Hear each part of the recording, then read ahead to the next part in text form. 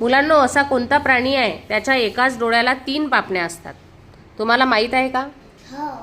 कोणता प्राणी आहे सांग बरं बेटा? डुक्कर. नाही. तुला माहित आहे का वंशिका? कोण सांगेल? झेब्रा. नाही. आठवा. साची, तू सांगू शकतेस? सांग. झेब्रा. नाही बेटा. जिराफ. जिराफला पण नाही.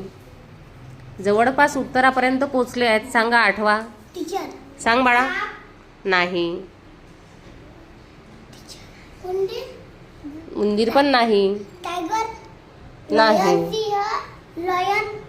सिंह. नाही. सिंहाला पण नाही. लोमडी. लोमडी. आलं का मुलांना उत्तर? असा प्राणी आहे उंट. उंट वाळवंटामध्ये राहतो, त्यामुळे वाळवंटातील धूळ आणि वाळूचे कण त्याच्या डोळ्यात जाऊ नये म्हणून त्याला पारदर्शक पापणी असते.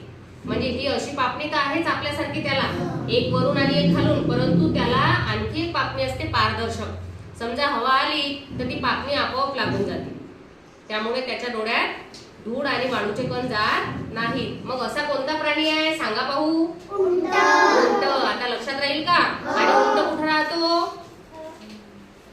वाळवंटामध्ये, राजस्थानमध्ये. गुड बेटा. परंतु आपल्याकडे सुद्धा उंट दिसतात, येतात ना आपल्याकडे पण. तुम्हाला समजलं का मुलांनो? कोणता प्राणी आहे बरं? उंट. आता तुम्हाला हा प्रश्न कळेल का? गुड.